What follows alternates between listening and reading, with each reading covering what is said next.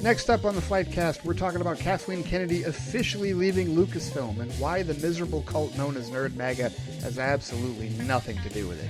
Plus, why that same cult really needs to get the hell out of my Star Trek fandom because they've been missing the point of the show their entire lives.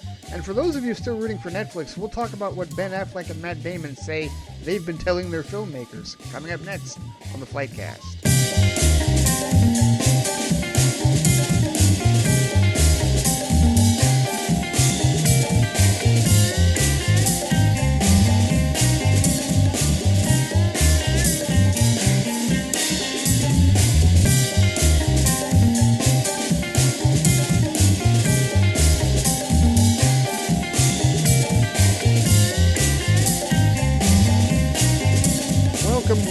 Welcome to the FliteCast, the place where opinions aren't right or wrong, and where we can agree or disagree about movies, TV, and other assorted media, because it's all subjective. My name is Ray. Thank you so much for joining me here on another Sunday. I'm doing double duty today, because didn't get to do Flight Chat on Saturday like I originally wanted to, so a slight schedule change. So, already recorded that episode. It's already posted at theflightcast.com and on the FliteCast YouTube channel for you to listen to at your convenience. But today we've got some big stuff to talk about.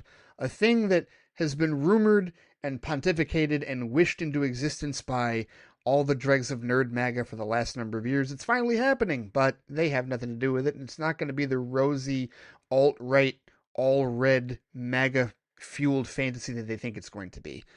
Plus, on top of that, those same people are screwing with Star Trek again, at least as far as the conversation is concerned, all centered around Starfleet Academy, and yeah, need to eviscerate them for a little bit as well. Tonight's going to be a bit of a ranty show, totally. Just going to warn you right off the bat, because I have a lot to say, and a lot of pontification, a lot of aggressive positivity to get out in today's show.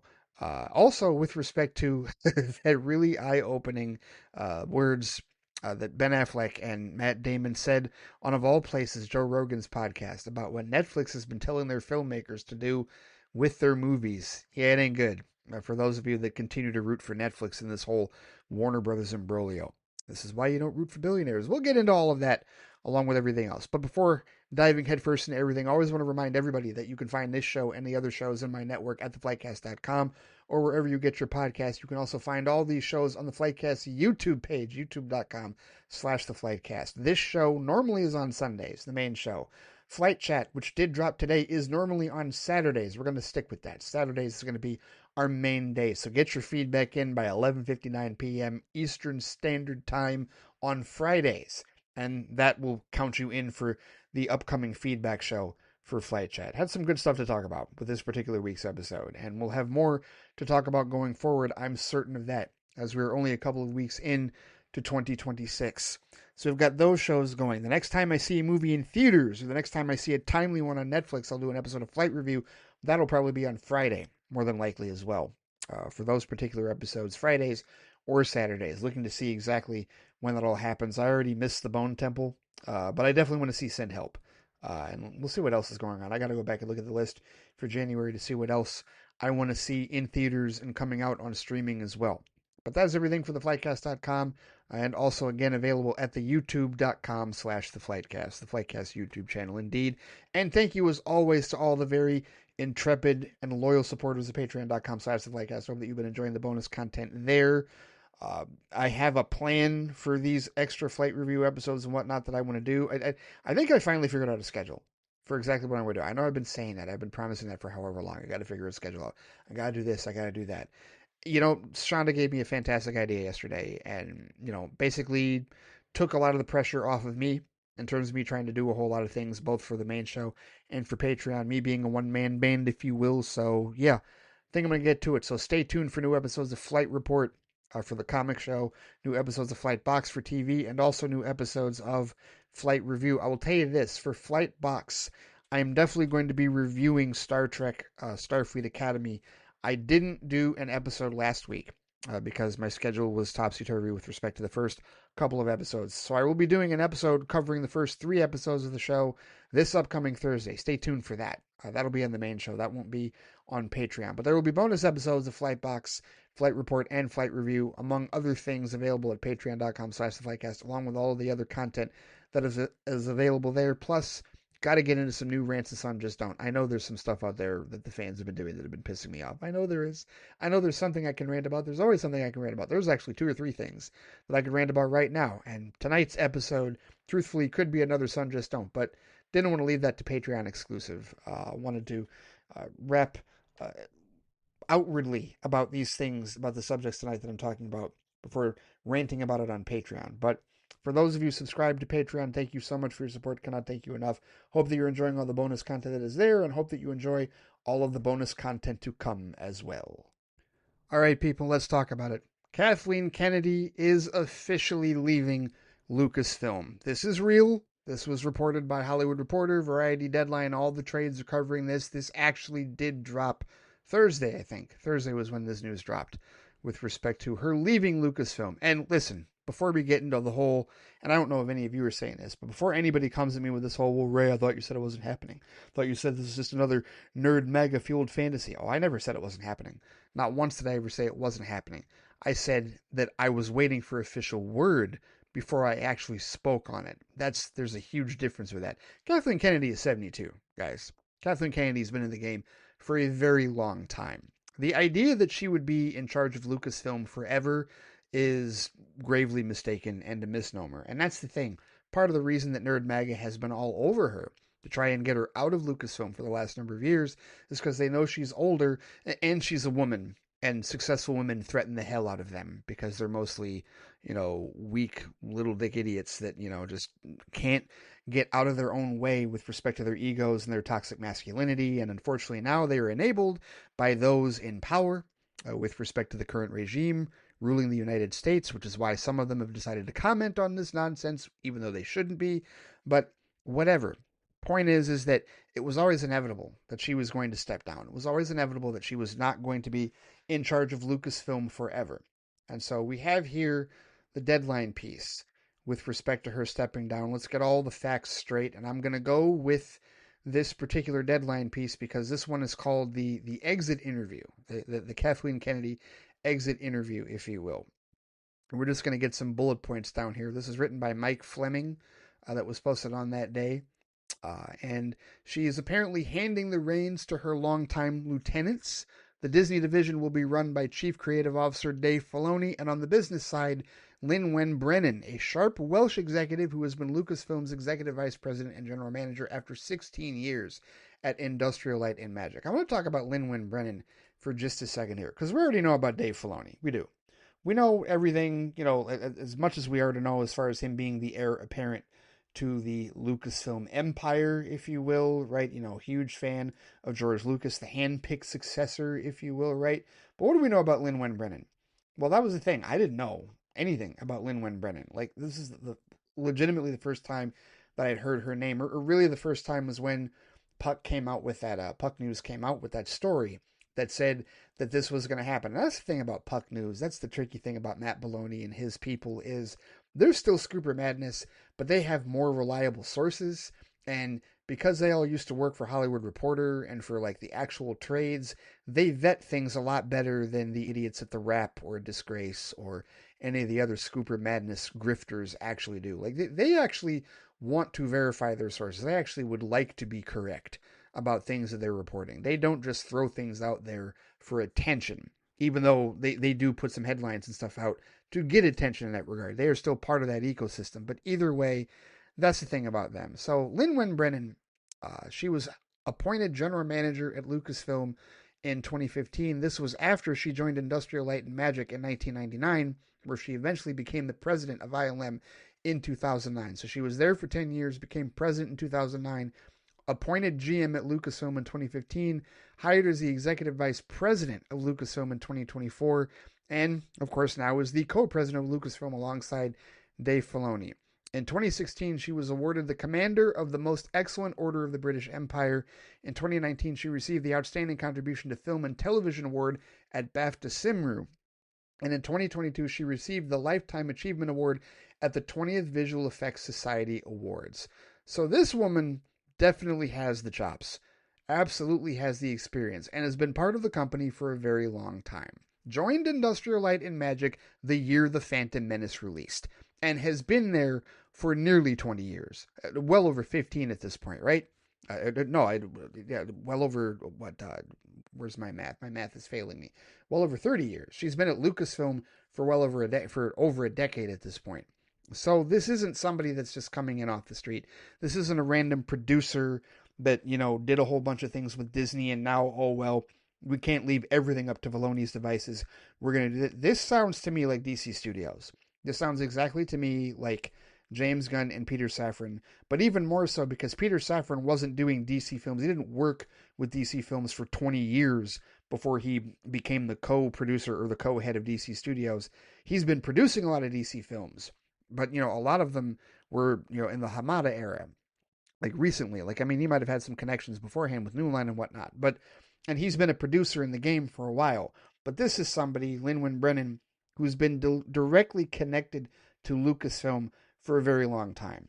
So there really is no reason to not trust her insight and to not trust her business acumen when it comes to working with this company.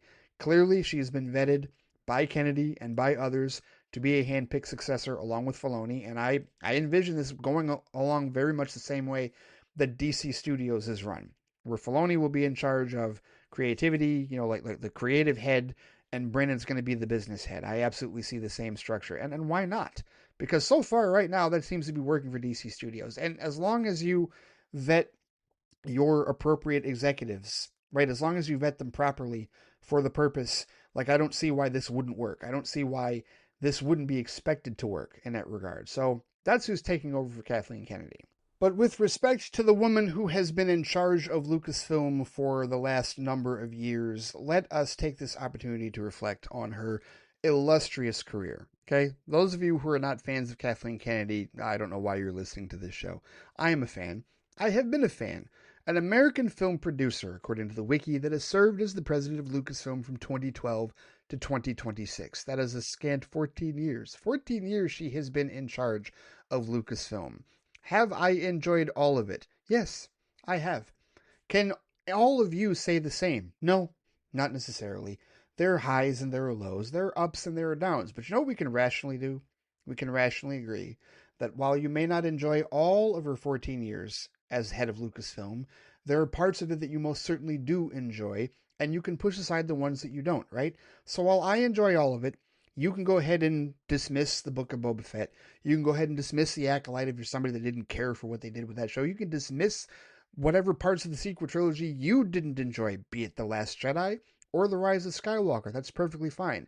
But let me tell you why Nerd MAGA and all of their disgusting, horrific, shame has no call or cause whatsoever to be declaring a victory lap on this. Kathleen Kennedy is old school. As I said earlier, she's 72. She's been in this game longer than a lot of us have even been alive. She co-founded Amblin Entertainment with her husband Frank Marshall and Steven Spielberg in 1981. As I have said from the beginning, when all of this drum beating about her getting fired and her getting pushed out started, I said, no, she's Teflon. It's not going to happen. Why? Because she's part of the group. She's part of that original group that started all this in the first place. Lucasfilm exists because of the group that she was in. Because Lucas, they're thick as thieves with him as well, okay? And these guys have known each other for decades. You're not, cutting into that group. You're not cutting into that bond. I don't care how big of a Star Wars fan you are.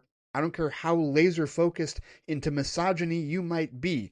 You're never going to separate Kathleen Kennedy from George Lucas, Steven Spielberg, and the Amblin Group. They're all part of that crew. They're grandfathered into it, essentially. She was always going to leave on her own terms, and that is precisely what she's doing now. And the funny thing is, she's not even retiring. I actually got that wrong when I posted it on Threads. She's not retiring. She's actually stepping down in order to pursue other producing, exploits, if you will. And so that leads people to go, well, why is she stepping down? Is it because of pressure from on high? Did Nerd MAGA actually get to her? No, not at all.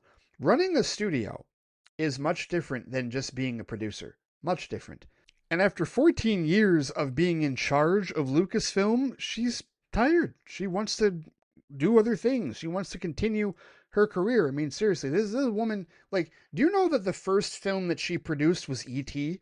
That's the year I was born, guys. That's how long she's been in this, okay? She produced the Jurassic Park franchise. Here, let's go through all of her. I want to go through her filmography here because I don't know if people understand exactly how ingrained in film history Kathleen Kennedy is. Now, if you're listening to this show, you're probably not anti-Kathleen Kennedy. You're probably a rational individual. But just in case you have any seeds of doubt about Kathleen Kennedy, let me list some of the movies, and I've probably done this before, but I'm going to list some of the movies here. Some big ones that she's been a producer on. Not executive producer, a producer on. E.T., as I mentioned, in 1982. The Color Purple, which I still haven't seen. I got to work up my nerve. I might watch it next month. Just saying. The Money Pit, which I haven't seen that one either. Empire of the Sun. Always. Are you picking up a theme here? I've named at least 4 Spielberg movies, haven't I? Yes, I have. Arachnophobia. Hook. Oh, those of you that like Hook, that's right. Her name's on that too. Alive. Jurassic Park. Milk Money. The Bridges of Madison County. Congo. The Indian in the Cupboard. Remember that one? Ever read those books? If you're an elder millennial like me, you probably have. Twister. The first Twister. How about that? The Sixth Sense. Snow Falling on Cedars, A Map of the World, Jurassic Park 3, AI Artificial Intelligence, Seabiscuit, War of the Worlds, the 2005 Steven Spielberg version, Munich. How many Oscars was that movie nominated for? The Diving Bell and the Butterfly, The Curious Case of Benjamin Button. Yeah, that's right, she's worked with Fincher too. Hereafter, The Adventures of Tintin, Warhorse, Lincoln. And then you get into all of her Lucasfilm exploits with The Force Awakens, Rogue One, Last Jedi, Solo, Rise of Skywalker, Indiana Jones and the Dial of Destiny, and she will still be listed as a producer on The Mandalorian and Grogu and Star Wars Starfighter. Those are her credits, just as a producer. Do we want to talk about her executive producer credits? Do you care about those? Films that her names was attached to? Well, we can add Gremlins, we can add Fandango, we can add The Goonies, we can add Back to the Future. That's right. Go back and look at the credits for Back to the Future. I think her and Frank Marshall are both listed on that movie. Young Sherlock Holmes, An American Tale. That's right. Fievel. That's right. Batteries Not Included. Who Framed Roger Rabbit? Tummy Trouble. I've never even heard of that one. Dad? I've never heard of the movie Dad, or maybe I have. Oh, I have. Ted Danson, Ethan Hawke, Jack Lemmon. I just haven't seen it. Really the entire Back to the Future trilogy, because Part 2 and Part 3 are listed here as well. So is Joe versus the Volcano. And the Gremlin sequel, which I actually like. Roller Coaster Rabbit. What the hell is Roller Coaster Rabbit? Those are live-action animated shorts featuring Roger Rabbit. That's right. Connected to Roger Rabbit, she is. A Brief History of Time, uncredited. And that documentary about the physicist Stephen Hawking. The American Tail sequel, Cape Fear. Noises Off, Schindler's List, The Flintstones, The Lost World she was an executive producer on, Signs, Kingdom of the Crystal Skull, Last Airbender, The BFG, The Girl in the Train. Seriously, guys, her credits in Hollywood are epic and unprecedented. I don't give a shit if you like what she did with Lucasfilm or not. She's one of the most successful producers in Hollywood of all time. Seriously. She's one of the best there is in the business, and she has worked with an incredible array of talent. She's leaving on her own terms. It has nothing to do with assholes on social media. It has nothing to do with any of Nerd MAGA whatsoever. She is leaving on her own terms because she doesn't want to be in charge of a studio anymore. And who could blame her? In this particular era, and what's going on right now, who wants to be in charge of a studio after 14 years of work, especially when you've been in the game for 5 decades? Nearly 5 full decades you've been in the business as one of the most successful producers in the history of Hollywood. Why would you want to keep going? And look at her credits, television-wise, for Lucasfilm. Okay, however you feel about the 5 movies that she put together, right? The Skywalker, the 3 Skywalker films, episodes 7, 8, and 9, and then Rogue One and Solo. You know I enjoy all 5 of those films. You know I do. That's where I sit with it. But television-wise, The Mandalorian. Did you like The Mandalorian? If you liked any of The Mandalorian, thank Kathleen Kennedy. I am one of 4 people that apparently like the Book of Boba Fett. Everybody else, so many people I know just absolutely like drop trow on it. Whatever. It is what it is. Fine. I will thank her for the Book of Boba Fett. Obi-Wan Kenobi. I know at least half of you like that show. Some of you didn't, but I know at least half of you appreciated that show. Thank her for that. How about Andor? Andor, that's right. Andor was on her watch, people. And Andor might not have happened if she hadn't pushed for it. I think Tony Gilroy has said that himself. Andor on her watch. You can't throw out everything. as much as you may dislike Kathleen Kennedy, you have to thank her for Andor. And if you don't, well, you're just being a misogynistic little shit in that regard. There was another word that I was going to say, but I'm censoring myself a little bit here because we're still doing cable language rules here. But Andor on her watch, both seasons. How about that? Andor is being quoted today in real life, right? What did Patton Oswalt say? I think I brought this up recently. Patton Oswalt said that we're at a point, especially here in the U.S., where Andor is where real life is a shittier version of Andor.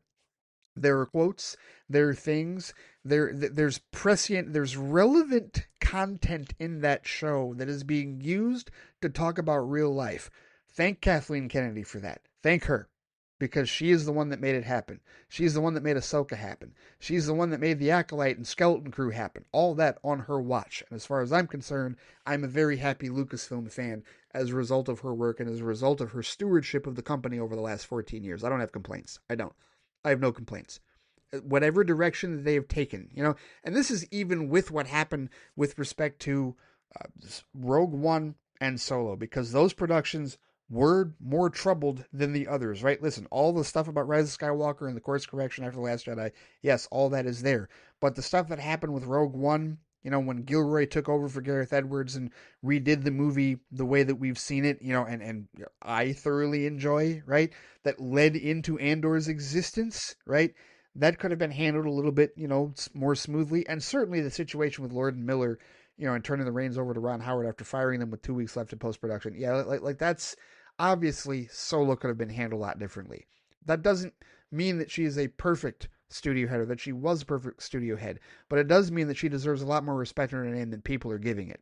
And I will give her all manner of flowers. I will give her all manner of respect with respect to what she has done as the head of Lucasfilm. I don't have complaints.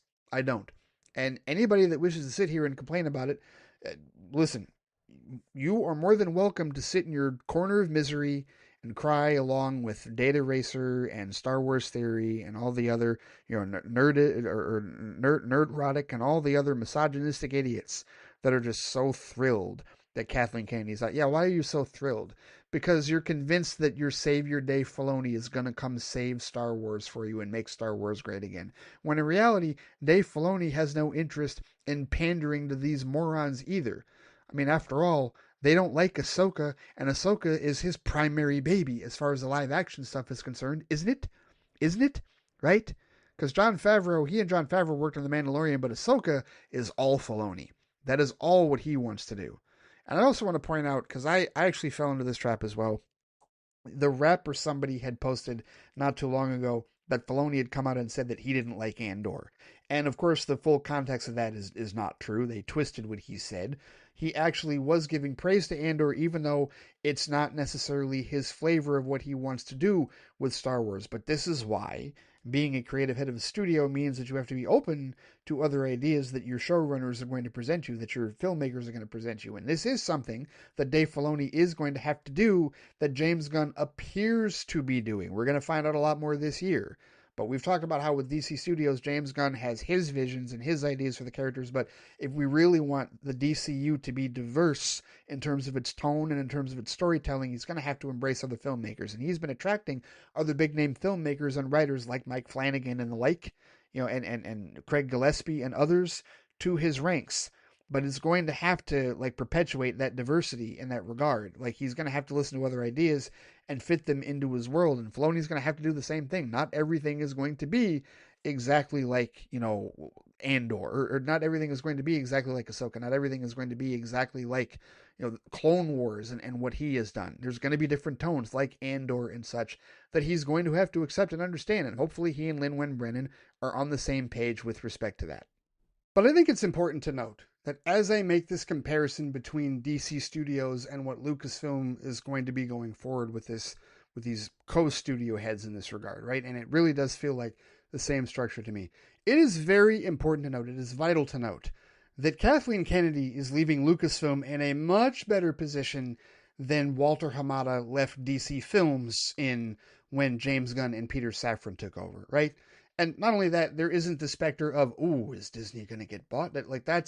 None of that is happening. Whereas Warner Brothers has been bought and sold, twice in the last 5 or 6 years? And it's happening again, right? It's happening for a third time in the last 5 or 6 years. So so much more uncertainty with respect to Warner Brothers and DC Studios, right? So much more of a powder keg that they walked into than Filoni and Lin-Manuel Brennan are walking into right now. And that foundation was set strong in stone by Kathleen Kennedy. And those two would be the first ones to tell you that. You're not going to get any disrespect from Dave Filoni or Lin-Manuel Brennan about Kathleen Kennedy because she was the steward of that house for 14 years.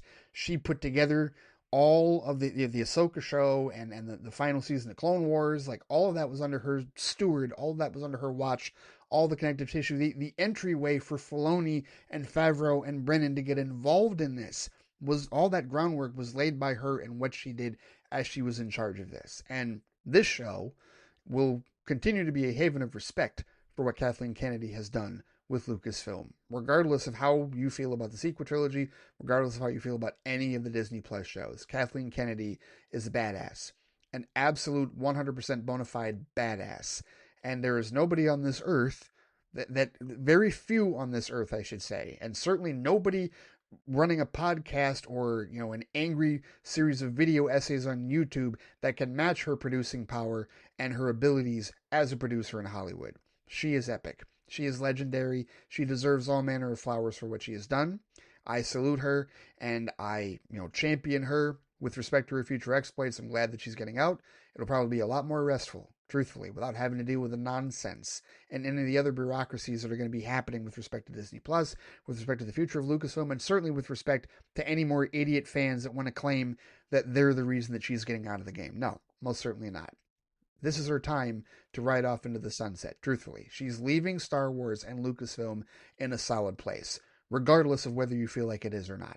It is solid. Far more solid than DC Studios or anything else was when that was taken over. Star Wars is not hurting. They're not bleeding. They're not in pain. It is a healthy franchise. It is a vibrant franchise. And for those of us rational individuals that have been enjoying it for this point in time and are going to go enjoy The Mandalorian and Grogu when it comes out in May, we're just fine. We're perfectly okay, and we're open to seeing what Filoni and Brennan do going forward, as opposed to just taking a victory lap because Kathleen Kennedy is finally gone. No, absolutely not. So definitely wanted to share some thoughts on that, and not just read the whole, crux of articles or whatnot. I feel like I should do that less, truthfully. Like, I know, like, informative things, like in getting facts out, yes, but reading whole articles and whatnot, I think I'm going to do that a whole lot less and really offer my opinion on strong stuff like this, because this is something that has been rumored for a long time, and Nerd Maga really wanted it, and they're claiming victory, but it's not going to go the way that they want.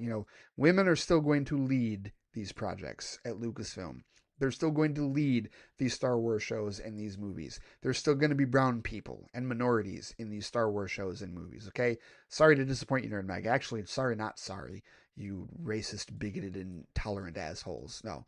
Brown people and women are still going to be at the center of Lucasfilm and at the center of Star Wars. Get used to it, because that's what the audience actually pays millions of dollars to watch. Whether it is to buy a movie ticket for one of the movies or to continue giving their credit card number over to Disney Plus. Diversity sells. Hatred doesn't.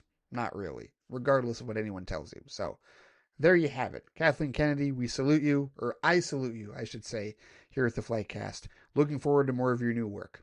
And while I'm on the subject of idiot bigots, like making things more difficult for all of us, let's transition from Star Wars over to my beloved franchise, Star Trek, because the morons are at it again. And listen, this is a broken record. This happens every time a new Star Trek show comes out, especially lately within the Paramount Plus era. And again, listen, I just want to throw this out there, right? What I'm about to say, for those of you, and I'm going to talk about this as well when I get into the whole Netflix thing later, but again, within this whole Paramount Netflix nonsense going on with respect to going after Warner Brothers, I just want to remind you that what I'm about to talk about is a Paramount-owned show. Just throwing that out there, right? Again, just to further illustrate my point about what actually sells with respect to content for any of these studios, right? Those of you that are so deathly afraid one way or the other, that's why you shouldn't root for billionaires in the first place. But at any rate, the conservatives and Nerd MAGA are mad about Starfleet Academy. Oh, what a surprise. Shocker. Why are they mad at it? Because apparently it's once again too woke. Okay, so again, they turn on the show for a couple of minutes, if that, or they look at screenshots from the first two episodes, right? Because the first two episodes of Starfleet Academy premiered. And remember, originally the complaint was, oh, it's CW quality, it's teeny bopper, it's too youthful, right? This isn't the Star Trek that I grew up with. No, of course not, numbnuts. It's not going to be the Star Trek that you grew up with because it's not designed for your audience. It's designed for a younger audience. I went over this last week about how Starfleet Academy is truthfully designed for Gen Alpha. This is Gen Alpha and Gen Z's further entrance into Star Trek as a franchise. Because remember, Gen Z came in during the Kelvin timeline, the movies, right? They didn't have a show necessarily to gravitate toward, but they've had more than a few now. And Starfleet Academy is a perfect entry point for Gen Alpha, right? Because they would have been born, 2013? Which means now they're in their teen years to be able to absorb Star Trek and get into the franchise through this new show. So that was the first complaint. The first complaint was that it was too youthful, too young. We hate the marketing. And then I remember I saw a lot of people, and mind you, I'm going to share my full thoughts on this show on Thursday on Flightbox with respect to the first three episodes. But I saw people commenting on the marketing after the first two episodes premiered, and they were like, I can't believe they were about to torpedo this show with such horrific marketing. The show's actually good. Okay, so let me get this straight. So because the marketing wasn't aimed at you, because it wasn't designed for your palate and for your sensibilities as an old ass, you thought that it was going to be a reflection of the show itself, and now that you see it isn't, and that the show is a little bit different because it was marketed toward a different audience to get them into the door, now you're upset because you think it would have torpedoed the whole thing. No, because the audience isn't you. Fans fall into this trap all the time. We're not the general audience. The general audience is not us. And marketing is not designed for us. We're already there. We've already bought the tickets. We've already subscribed to the service. Or we're already watching it through whatever means, even if it means riding the high seas. And then we're getting on social media to talk about it, whether it is positive, negative, or indifferent. We provide free marketing for all of these franchises, whatever they are.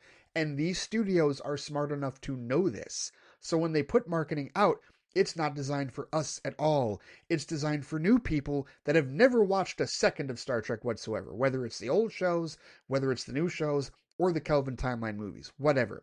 It's a gateway. That's what marketing is supposed to be. But then this episode comes out. And now I hear, as a result of, who is it? I think TrekCore or TrekNet put this out. It's the latest one to get review bombed. That's right. Go on the Hell site right now. Star Trek Starfleet Academy. The first two episodes are out. Episode 3 is out this Thursday, and it's getting review bombed. The average tomato meter score on the Hell site from critics is 87% fresh. That's 39 fresh reviews, 6 rotten, right? How many of these are top critics? Well, the top critics, it's 93%, 13 fresh, 1 rotten, right? So one top critic out of 14 didn't really care for it. And out of all the critics, only 6 out of 45, if I do my math correctly, didn't care for it either. All right. But then once again, we go over to that popcorn meter. We go over to that audience, and 43% rotten. Whenever you see a disparity this far, you know it's a review bomb. You know it's a review bomb. And for whatever credence you give to the Hell site, and you should not give your entire credence to it, I've said that many times, but the 43%, and why? Because they're upset at all the women. They're upset at all the diversity. They're upset at all the differences. They were upset that one of them was heavier set, right? Or that she was a larger, what? Seriously? They're mad that one of them swallowed a comm badge. They're mad that another one was deaf, and that there was sign language being. Okay, so I'm going to say, I've said this many times. I'm going to say this again. Like I said, this could have been a Sun Just Don't. This could have been a Sun Just Don't episode. A full-blown rant at Nerd Mega, because that's who this is, guys. These people that are just so out of touch with reality and don't understand that their hateful ways have no place in society, let alone in the fan base of any of these shows or movies whatsoever. It's all their nonsense. And it does not help when POSs like Stephen Miller decide to comment, right? And that's, look, one of the most hateful individuals on this earth made a comment, called the situation tragic, and said that they needed to turn the reins of the franchise over to William Shatner, beg his forgiveness and beg him to turn everything over. Yes, 94-year-old William Shatner, who doesn't have a filter for a lot of what he says sometimes. And oh, by the way, isn't he Canadian? Wasn't he raised in Canada? But whatever. That's a whole other ball of wax in that regard. But the fact of the matter is the bigots have reared their ugly head, and they do this every time Star Trek comes out with anything new, whether it's Discovery, whether it's Lower Decks, whether it's Picard, even Strange New Worlds. And that's where this whole question gets asked of when did Star Trek become so woke? The objective answer, not subjective, the objective answer, the factual answer to when did Star Trek become so woke is September 8th, 1966. This show has always been, arguably, the most woke show ever made. Period. Go back to the old episodes of the original series. Go back to when they did an episode paralleling the Vietnam War, when they were talking about the brush wars, the 20th century brush wars on the Asian continent, right? Go back to the episode where they called out racism by painting Frank Gorshin's, half of his face black and the other half white. Go back to Let That Be Your Last Battlefield, which, by the way, for anybody out there, and this always happens, right? Remember with the Acolyte, remember when they were upset at all of the female representation in that show, and they used Ki-Adi-Mundi's birthday as some type of canonical dog whistle to be like, oh, they got this wrong, this is out of canon, so this whole show is a mess, right? They're doing the same thing with a number of details in this show. Now, there are a lot of callbacks, there's a lot of throwbacks to the entirety of the franchise, not just Discovery, not just anything that happens in the 32nd century, right? Not just any of those characters. They go back all the way, right? And there is a throwback to one of those, to that species that lived on Sharon, right? With Commissioner Beale and Lokai, right? For those of you that have seen Let That Be Your Last Battlefield, it is somebody that is at the Academy. Half their face is black, half their face is white. We saw one of those also in Section 31, a movie that I didn't think was terrible. I still don't think it's terrible. I think I've seen way worse movies. In fact, in many ways, part of me still thinks that Star Trek V is probably still worse than Section 31, if I'm listing off movies in that regard. You know what? I hadn't thought about that, because honestly, because it was a streaming-only movie, I didn't put it into my list. I didn't add it in with all the other, my rankings for Star Trek movies. I might have to think about that one for a second. Is it really, as of right now, I will tell you, I think that, Star Trek V is worse than Section 31. But either way, we saw another member of that species in that movie, and we see another member of that species in the 32nd century here. And so what's the dog whistle? Weren't they all extinct? Weren't they all dead? The planet. We knew that the planet was dead, and that Beale and Lokai were chasing each other for eternity. It was symbolic of the racism, symbolic of the intolerance, right? That was what it was supposed to symbolize. But the idea that the rest of the race couldn't have found ways off of the planet, and probably did find ways off the planet. Lokai found his way off the damn planet. Beale found a way to chase him off of the damn planet. If they could figure out how to get off the planet, you think nobody else on that planet could? In however many years after it was, or before it was destroyed, rather? Really? You don't think so? Honestly, it is really unfortunate and really disgusting, a lot of the lengths that these people will go to drag it on a show that they don't care for. Look, and I don't give a shit if it's designed for you or not. I don't care if it's, not classic Trek like you're used to. It's not designed for you. But what I really don't understand is how you can even remotely complain about the wokeness of a show like Star Trek when it has literally been woke from day one. I mean, all manner of social commentary from 1966 on. They've talked about war, they've talked about racism, they've talked about gender identity and gender bias, they've talked about homosexuality, they've talked about transgender, right? Star Trek is the show where I saw my first lesbian kiss, and it wasn't actually within the confines of the show. It was technically a lesbian kiss, because it was an episode of DS9 where one of Dax's former lovers, who was still a woman, was still in love with her, and Dax was still in love with her. And Dax is like a woman now, because the sixth host, Curzon, was a man, and that's when he got infatuated with this woman, but now Dax is Jadzia. So yes, Terry Farrell and Susanna Thompson. You know Susanna Thompson. That's Oliver's mom from Arrow, Moira. And also she was the Borg Queen in Star Trek Voyager, right? Her.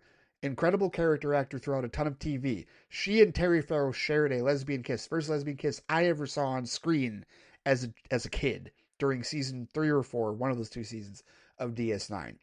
This is back in the 90s, guys. This is in the mid 90s, okay? Like, what are we doing here? Now, I know what we're doing. We've got idiots and morons. And I saw somebody pointed this out not too long ago on Threads, and I completely agree with this. You have a lot of these people because you sit there and you're like, how could these idiots, how could Nerd MAGA, how could these bigots, how could people like Stephen Miller and whatnot actually think, not understand how woke this show has been from the beginning? And I'll tell you why. And I don't remember who said this on Threads, but I will give them full credit for it if I knew who they were. They said that those people, those individuals, completely ignored the diversity, completely ignored all of the other morality tales and whatnot, and just latched onto the military structure. They latched onto Starfleet. They latched on to rank and all the phasers and photon torpedoes and all the war shit. They latched onto that and use that to fuel their toxic masculinity perception of the franchise. And that's why it's so badly distorted. So that every time a new show comes out, every time a new anything comes out, and it literally follows the core of the franchise's inception, that's why they get all up in arms over it, because they're like, oh, this is just this is symbolic of all the progressive stuff that, we hate and despise. This is just liberal woke nonsense. Star Trek has been liberal woke nonsense literally from the beginning. From the beginning. The only other franchise that I can think of that might be more woke than Star Trek is X-Men, right? And I'm sure there are others that I'm forgetting. Maybe some of you could point some out. But Star Trek is arguably the most woke franchise in existence, and it is nearly 60 years old. The 60th anniversary is this year.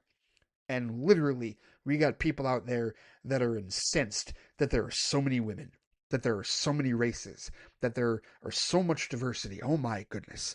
This is not the Star Trek I grew up on. Yes, it is. You just ignored it. You just turned your racist, bigoted ass blinders on and you ignored it. So that's what it is. That's why it's getting review bombed.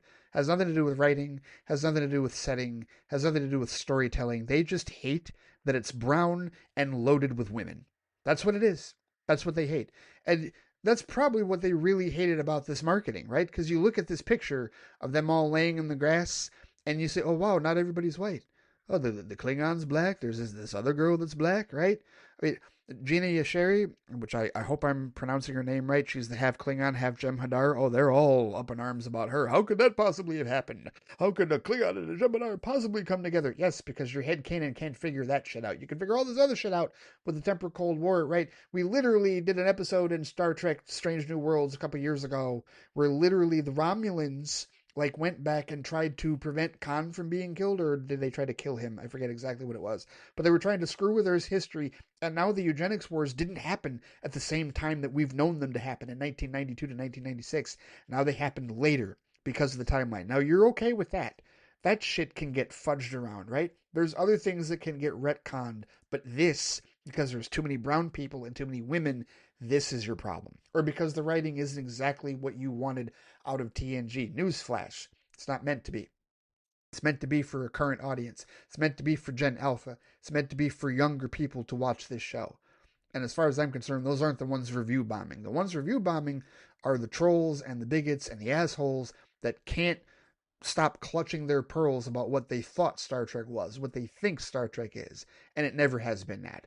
They completely missed when Kirk told Styles in Balance of Terror back in the original series, Season 1, leave any bigotry in your quarters, there's no room for it on the bridge. That's a direct quote from William Shatner's Captain Kirk in 1966. They ignored that, right? And there was flat out racism happening in that episode. They were going up against the Romulans, and this dude on the bridge officer Styles, I mean, he had a real hard on against the Romulans because they killed his family, and he just had an absolute blood hatred as a human. And then he discovers that they look exactly like Spock. So now he doesn't trust Spock. And that's what prompted Kirk to say, do I make myself clear as far as not being a bigoted piece of shit on my ship, right? Keep it in your head. Don't ever let it affect your job. And do not disrespect my first officer like that. That's in 1966. The show completely exudes that for decades, right? That has literally been the core of it. There's only been a couple of times they've had missteps here and there, like Code of Honor and TNG. Oh my goodness, that episode.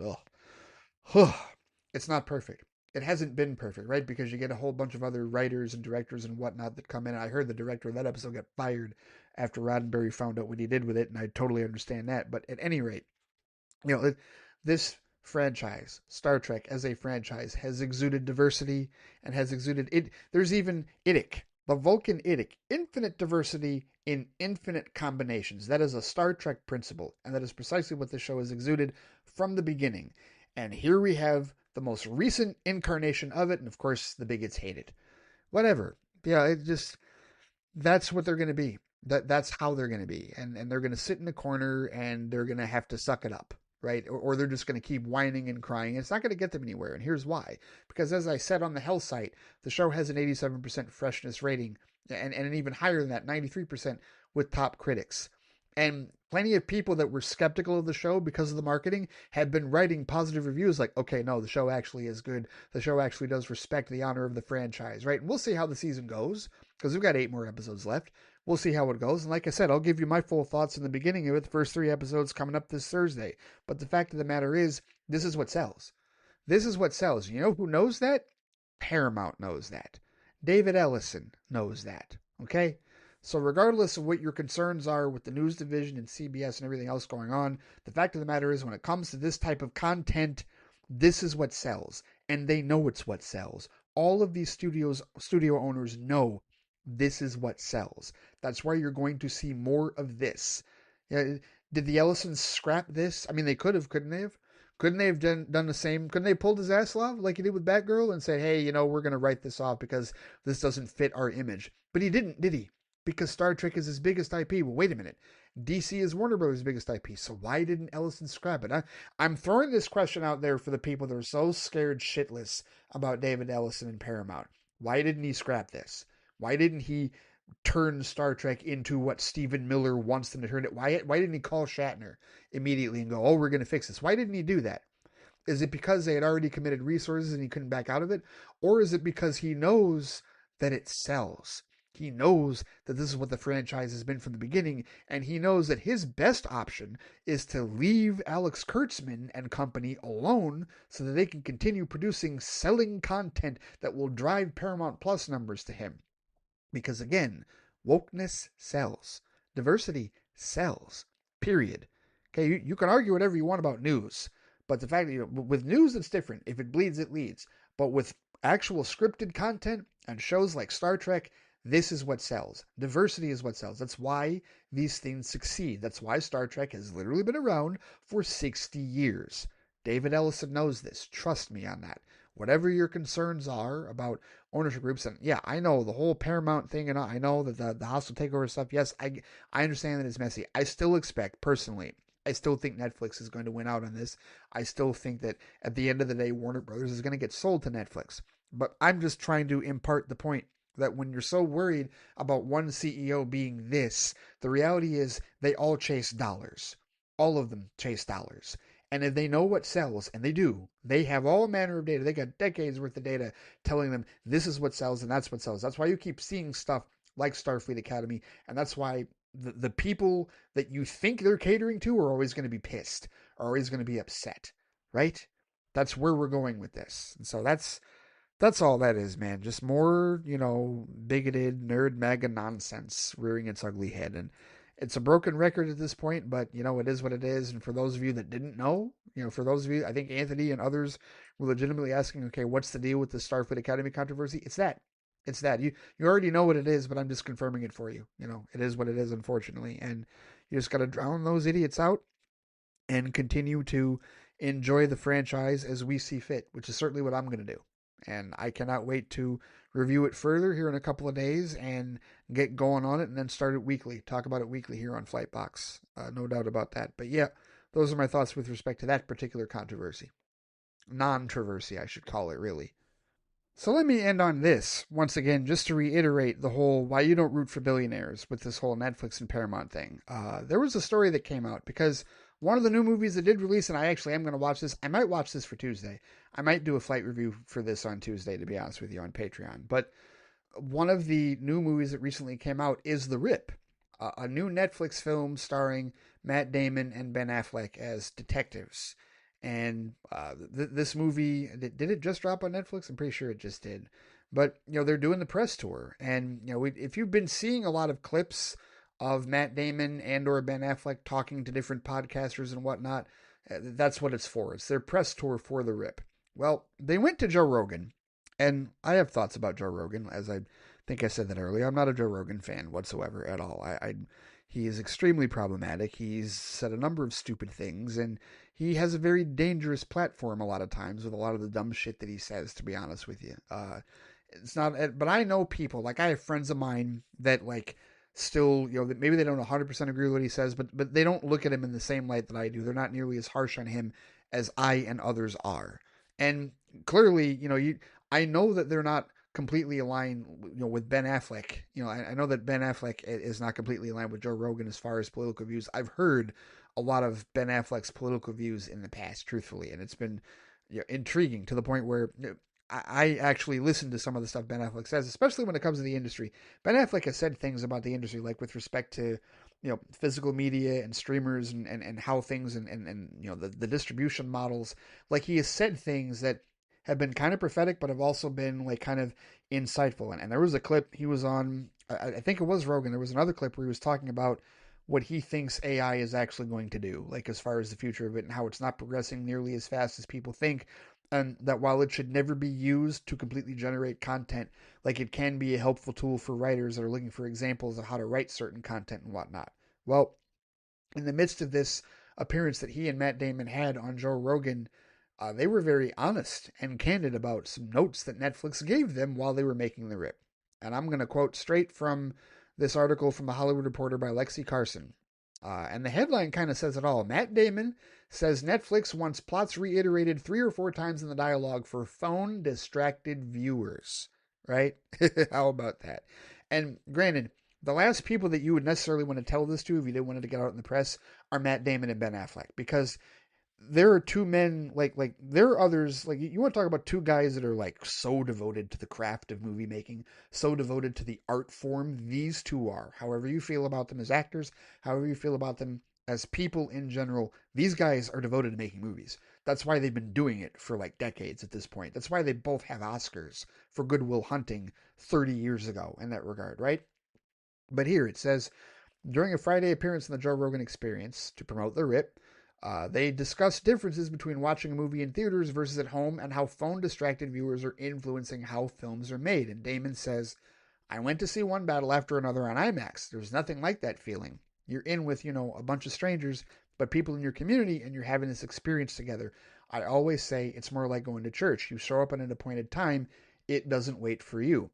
I actually like that analogy. That's a very solid analogy in that regard. But then he says watching at home is a very different experience. You're watching in a room, the lights are on, other shit's going on, the kids are running around, the dogs are running around, whatever it is. It's just a very different level of attention that you're willing or that you're able to give it. And then he says, for instance, Netflix, the standard way to make an action movie that we learned was you usually have 3 set pieces. One in the first act, one in the second, one in the third. And the big one with all the explosions, and you spend most of your money on that one in the third act. That's kind of your finale, right?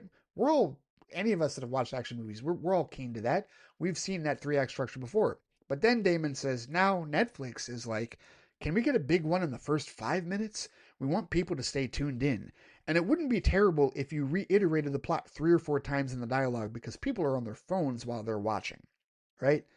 After laughing with Rogan, it says Damon added, it's going to really start to infringe on how we're telling these stories. And then here, just to add a glimmer of hope, here comes Affleck saying, but then you look at Adolescence and it didn't do any of that shit and it was effing great. Damon agreed, but said, it feels more like the exception, adding, I hope it's not. Affleck says, my feeling is just that it demonstrates that you don't need to do any of that shit to get people to watch. He also noted that streaming, as I said earlier, doesn't pose an existential threat and that things shift. As television came along, there was less theater going, and that's still going to happen, and people are still going to go to the movies because of what you said. It feels like a cool thing to do. I'm going to go see The Odyssey. I guarantee you in a theater, no matter what. And so am I. And so are any of us, right? We're still going to go see The Odyssey. You know Ben Affleck was going because Matt Damon's in the flipping movie. But either way. So, just getting back to the crux of this. Netflix is literally telling their filmmakers, one, to ignore the classic, like, set piece structure for an action movie and give us a big one. Like instead of waiting for your big climax at the end, give us a big one at the beginning, right? And then on top of that, it wouldn't be terrible if you reiterated the plot 3 or 4 times in the dialogue because people are on their phones while they're watching. Now, I ask you, those of you that are so like in the camp of Netflix, right? You so want them to take control of Warner Brothers, you want them to take control of DC, you want them to be in charge of the biggest stable of historical movie watching library in existence. Is this really what you want? Do you want your notes? Do you want notes for James Gunn to be like, hey, listen, when you make Man of Tomorrow or when you make Batman the Brave and the Bold, or Andy Muschietti, when you make Batman Brave and the Bold, could you make certain that Bruce Wayne reiterates the plot of the movie 3 or 4 times during the movie? Oh, and can we have the big action set piece at the beginning in the first 5 minutes? And because that we really want them to stay hooked because people are watching this on their phones. Now, listen, I have been on both sides of this. Because remember a couple years ago when Denis Villeneuve made that whole speedboat in the bathtub comment, right? He and Nolan were like so anti-streaming and so anti-digital because as far as they're concerned, it's theatrical or bust, right? And that's why Nolan left Warner Brothers and went to Universal after, the whole day and date thing in 2021. And that's why Villeneuve was so outspoken about how people are going to watch Dune in that regard, right? Like, yes, when those comments came out, I called both of them arrogant. And yes, I do think there is a level of arrogance because when they are so incredibly like they're the other side of the spectrum, right? Like they're on the side that goes watch it in theaters or else because it's never going to be the same watching it anywhere. We'd prefer you only watch it in the theaters. That's how they feel. That's how they exude in their attitudes, right? Home viewing, whether it's streaming or even physical media, is not their thing. They want you watching on that original 70 millimeter projection that they have in the theater that they recorded on in the first damn place, that they edited to, right? They want you to have the theatrical experience. And they are so like blinded into that. They're so locked into that or bust. They're on that end of the spectrum. This right here with Netflix is the other end of the spectrum. The idea of we want you to reiterate the plot of the movie 3 or 4 times throughout because people are watching on their phones and we don't want them to lose interest. That's the other end of the spectrum. And I will tell you that I am firmly planted in the middle. I understand what this side is saying and I understand what this side is saying. And I think that we need to come to a consensus. We absolutely need to come to some type of middle ground because there's no way in hell that you're going to get, like I was saying about my buddy Sam. I think I said this in Flight Chat the other day or earlier. My buddy Sam, he said he took his family of 5 to see Zootopia 2 last night and felt like he needed to take out another mortgage, like refinance, because he spent $120, right? Like, it's expensive. So I understand families that can't foot the bill to go to the movie theater quite so often anymore, and they're going to wait for streaming. I totally get that. By the same token, the idea that we're going to start catering to that audience exclusively through all of these mediums? No. Hell no. Absolutely not. I don't like that either, truthfully. You should still make movies the way that you make movies. You should still follow the same damn structure, okay? People are not paying for Netflix so they can watch things that are catered to a Netflix audience. And trust me, you can find plenty of lazy trolls out there that probably like these notes from Netflix and probably like the idea of, oh yeah, movies are too. I've heard people complain about it at work where I work. I've had coworkers complain about how runtimes for movies are way too damn long and they're boring and we want to get to the action and all that. Yeah, short ass attention spans. And you know what? I don't have any sympathy for them. I really don't. Because runtimes are supposed to be organic. And movie progressions with plots and structure are supposed to be organic. They're not supposed to be manipulated by people being on their damn phones. There's no metric. There's no like digital metric that says, oh, hey, you got to do this and this by this time and that by that time so that because they're watching on their phones. No, it shouldn't be one or the other. There should be a middle ground. Okay? There should absolutely be a middle ground for this. And this should concern you that Netflix is telling their filmmakers, especially since they told Ben Flippin Affleck and Matt Flippin Damon this, okay? Oscar winners, whether you like them or not, Oscar winners. In Affleck's case, multiple Oscars, right? Like, they told Oscar-winning filmmakers, please do this. Please throw aside everything you learned, classically and do this for this action movie. That's what they're telling you. You can say that I'm exaggerating. You can say that I am being alarmist. You can say that, well, Ray, at the end of the day, they're just catering to where the audience is headed. No, they're holding the audience hostage, guys. They're holding the audience hostage with their streaming platform, and they're pushing us into this. They're pushing us into having short-ass attention spans. Seriously. Imagine if Zack Snyder's Justice League was an hour and 15 minutes. And now, that might be an exaggeration, but what if they tried to make it an hour and 59 minutes, like Warner Brothers did with Justice League? That's what you want? You want less films like Sinners and more films like Justice League? Is that what you want? Because that's what Netflix is surely angling for when you really think about it, when you really break this down. This is why you don't root for billionaires. This is why you don't root for the people that are trying to tell you what it is that you want to watch, how you want to watch it in that regard, right? On either side. This is why you don't pick sides, guys. This is why at the end of the day, the only way that we would really win as the consumer is if Warner Brothers stayed solvent by itself. Getting gobbled up by either of these companies is not going to benefit either one of us. And no, there is no lesser of two evils.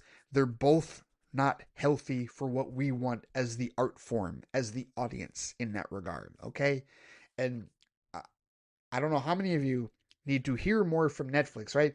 Because what someone else will bring up, well, Netflix said, Sorrento said that they are committed to the 45-day release window. Oh, yeah, the 45-day release window. Let's talk about that for a second. I talked about how the Batman, and I've said this before, the Batman had a strict 45-day release schedule, and it made $772.7 million, which is a success. But what if it had gone longer than 45 days? Do you think it might have possibly touched $1 billion? What happens when a film is making so much money and then that 45-day cutoff, it drops like a stone? And now that $1 billion is gone. See, I don't care about scoreboard mentality, but I know a lot of people do. And when it comes to box office, that's precisely what 45 days would potentially do. Remember when Tom Cruise was negotiating, when he was drawing a line in the sand as far as runtimes with Paramount, he told them, or as far as release dates with Paramount, he told them 100 days. For one of the Mission Possible movies. I think it was for Dead Reckoning Part 1, if I'm not mistaken. 100 days. He wanted 100 days. And because he gets that type of length is what you would need for longevity in order for a big blockbuster that you have expectations for in that regard. Do you think that any of the Avengers movies or Avatar make the amount of money that they do in 45 days? Is that what we're talking about here? Here, let's bring up some numbers on that just to see. The first Avatar movie, released in 2009, made domestically $749.7 million domestically, right? And of course, we know that the bigger number worldwide was $2.7 billion, right? Okay. But that was what it made at the end after 234 days in theaters. 234 days. If they had capped it at 45 days, it would have made, let's see, $595.7 million. Now, I grant you that this is a unique scenario, but you're talking about throwing $250 million away just because you want to cut off how long it's going to be in theaters. If my math is right on that, I don't know that it is. It might be $150 million. Point is, money is being left on the table if you do something like that. And you're not going to know going into the movie, you're not going to know right off the bat how long it's going to last, right? You're going to want to extend certain movies further than others. But imagine if a movie like Avatar did get cut off. Or hey, let's look at Endgame. Let's look at Endgame's box office. And forgive me, Box Office Mojo, it doesn't give the numbers with respect to worldwide. I mean, Avengers Endgame, same amount of money, $2.7 billion worldwide, right? Domestically, $858.3 million. So it made more domestically than Avatar did. But that was after 140 days, right? So they made more money in less time. What if they had capped it at 45? Well, at 45, they were at $824.4 million. So is that their thought process? Is that what they're thinking? Oh, well, we're only going to leave $30 or $40 million off the table by capping it at 45. Is that really what they're going to do? Is that really what it is? Do you really believe that that's what the case is? Because how about all the other movies that don't make nearly as much as this, that could stand to have a little bit more exposure to get, past a particular mark? Hey, how about Superman? Here, Superman. Remember we were talking about Superman and where it went and how much money it made. You're saying, oh, well, Ray, it slowed down by the time it got to 45 days anyway, so what does it even matter? Really? Really? You don't think it matters? You don't think it matters at all? Let's see. 84 days of release, 354.1 million. At 45, it was at 346.9. Oh, okay. So just throw that $10 million. Who gives a shit about $10 million? Never mind that, right? And that's just domestically. So that's what we're doing now. We're throwing money away. We're like, just, hey, we don't need any more extra. That's what we're going to do, right? What if Superman had been a bigger hit and it got cut off prematurely as a result of the 45-day window like the Batman did? Okay, the Batman got cut off prematurely, as far as I'm concerned. When it hit 45 days and it went onto HBO Max, that's when people decided we don't need to go to the theater, and it dropped like a stone in that regard. And I'm not saying it's all about box office. I'm just telling you that this is your savior. This is your hero, Netflix. Not caring about the traditional marketplace whatsoever, but acting like they're going to. And make no mistake, 45 days is still shorter than organically. Every movie that I just listed went for much longer than 45 days, but you're talking about cutting it off at 45 days. That still doesn't tell us how many theaters they're going to run it into. We can only take them at their word. And do we trust them at their word? I do not. If you wish to trust them at their word, that is up to you. But 45 days seems like a logical concession. Yes, that's a good idea. Is it really? Are you sure? Because I guarantee the scoreboard watchers, they're going to get to the point, they're going to be like, well, this movie could have made this, but they're going to reframe their arguments. They're going to say, well, that's when all of a sudden we're going to hear that, oh, $1 billion isn't everything. Yeah, okay. All right. I can't wait for that flip-flop. It's funny how people will twist themselves into nonsense just so that they can double down on whatever their original argument was, because they don't want to admit any type of mind changing or any type of fault with whatever it was they were originally thinking whatsoever. But hey, you know what? Anybody out there that wants to implicitly trust Netflix, wants to implicitly trust Ted Sarandos going forward, hey, that is entirely up to you. But you know what? I don't think a lot of these movies are necessarily going to make it to 45 days if they're being told that, you got to reiterate the plot 3 or 4 times because the audience is that dumb and they're watching on their phones. And if they're watching on their phones, they're not buying a movie ticket now, are they? They are watching at home. They are experiencing something very different. And if they know they're going to get that from Netflix, then what is their impetus to go to the theaters in the first damn place, right? So maybe the 45-day window won't even matter. Maybe Netflix considers it a maximum of 45 days because they know that they're not going to make it to 45 days. They know the ticket sales are not going to be that much. And when they aren't that much, and when they have evidence to demonstrate that it's not that much, that's when they start pulling theater releases. That's when they start going, oh, well, select theaters. Oh, well, this and that. And gradually it turns into exactly what I said. Just like how the last Knives Out movie was released. In select theaters 1 week and then on Netflix the following week. And that is it. If you guys don't see the writing on the wall, if you don't see Netflix's behavior telegraphing exactly what it is they're going to do, that I can't help you. I cannot help you. The writing is on the wall for that one, guys. You can go ahead and call it alarmist if you like, but I can only go with how Netflix behaves. I can't go with what they say.